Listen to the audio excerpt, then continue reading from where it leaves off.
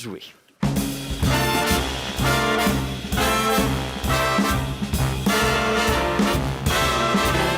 Les beaux-parleurs sur la première.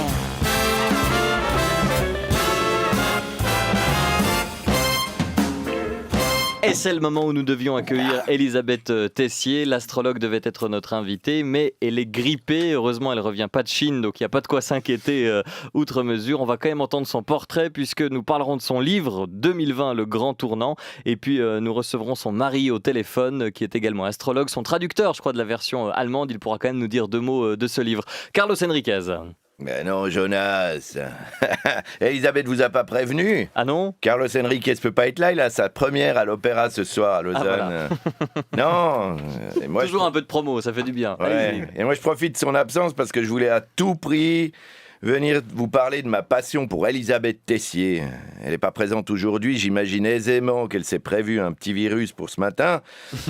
Mais avec moi, elle est toujours en télépathie, n'est-ce pas Elisabeth? Ouais. Elle est connectée, c'est bon. Check, 1, 2, ok. Je m'appelle Ernest Radamus, alias Nookie. Ah. Je suis punk et surtout je suis un grand fan d'Elisabeth Tessier. Ah ouais, on peut être punk et aimer l'astrologie, hein. Crier nos futurs et s'y intéresser au futur.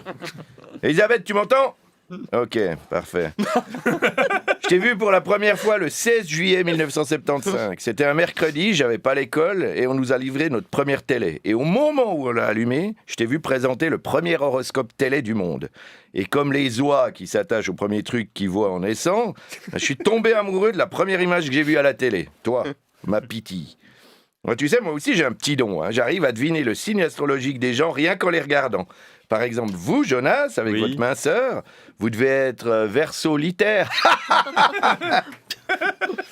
Oh, le calembour. Elisabeth, ouais, bon, c'est bon. Hein.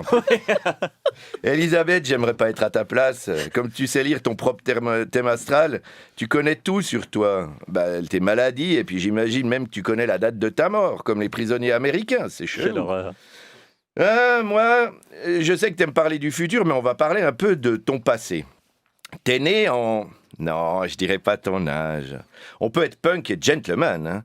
À ta naissance, tu t'appelais Germaine Hanselmann et aujourd'hui, tu es Elisabeth Tessier. T'as tout changé. Donc vous lui parlez toujours par télépathie, là. Ouais, Oui, là, vu que ce elle soit clair. m'entend bien, ouais. Non, mais... Donc t'as tout changé sauf ta date de naissance, t'es resté Capricorne. Le signe du zodiaque, on peut pas le changer. Hein. Moi, qui suis Balance, j'ai lu ton livre... J'ai décidé d'en prendre un autre pour 2020, c'est tellement pourri. Mais au registre civil, ils veulent rien savoir. Alors, t'as des yeux magnifiques, Elisabeth, avec autant de couleurs dans tes iris que sur ma crête. Attendez, quoi? Non, arrête, tu vas me faire rougir, Elisabeth. Non, sincèrement, je le pense, t'as des beaux yeux. Elisabeth Tessier, malgré tes dons et tes initiales, E.T., t'es pas une extraterrestre. Les vrais extraterrestres, on les rencontrera en 2027. Tu l'as dit, et je m'en réjouis. Plus que 7 ans. Brillante étudiante, tu deviens prof de français, et comme t'étais vachement bonne, on te propose de devenir mannequin. Tu gagnes en une journée le même fric qu'en un mois de prof, alors tu deviens mannequin vedette chez Chanel, actrice, puis astrologue. Alors si mannequin, ça payait 30 fois mieux que prof, je me demande combien de fois astrologue paye mieux que mannequin et actrice pour que tu changes. Ouais, c'est plus facile de percer comme astrologue prévisionnel que comme comédienne, parce qu'il y en a moins. C'est Fellini. C'est Fellini, durant tes années cinéma, qui te propose de te lancer dans l'astrologie, qu'il appelle la reine des sciences. Peut-être que Fellini voulait que tu changes de métier. Tiens, Fellini, il aurait fêté ses 100 ans lundi s'il était toujours vivant. Mais son thème astral, on a décidé autrement. Et oui, on peut être punk et cinéphile. Aujourd'hui, tu es docteur en sociologie. Ouh, le lapsus. Et tu es devenu la figure emblématique de l'astrologie. Celle sur qui on tire. Les gens t'adorent ou te détestent. D'un côté, des chefs d'État te consultent pour planifier leur agenda, et d'un autre, des animateurs télé veulent t'envoyer au bûcher, comme les sorcières du Moyen-Âge. Aujourd'hui, on sait qu'on a surtout brûlé des herboristes, qui étaient les pharmaciennes du Moyen-Âge. Peut-être que l'astrologie, ce sera la droguerie du futur.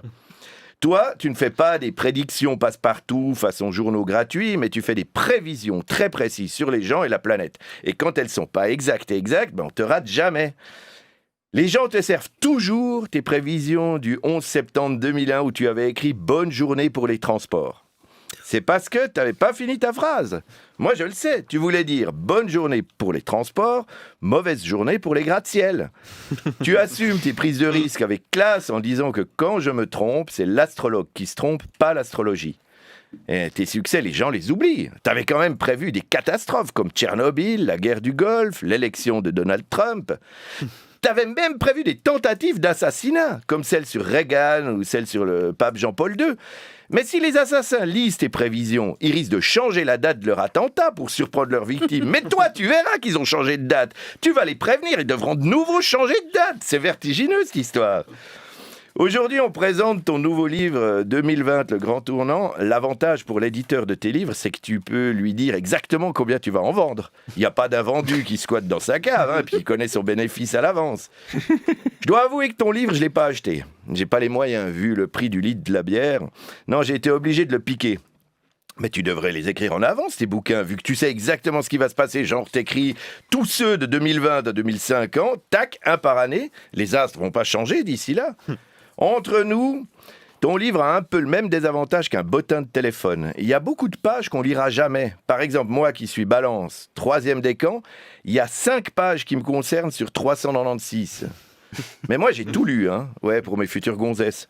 Ouais, sur Tinder, moi, j'accepte que les nanas poissons, parce que 2020, c'est leur année. Ah bon ? Pour nous, les balances, ce sera une année pourrie. Mais je m'en fous, never mind the bollocks. C'est pas ma première année pourrie, moi. Je boirai juste un peu plus de bière en attendant la prochaine. Mais vous, les beaux parleurs, je vous conseille d'être sympa avec Elisabeth aujourd'hui. Sinon, dans son prochain livre, elle va vous défoncer votre année 2021. Méfiez-vous. Merci Carlos.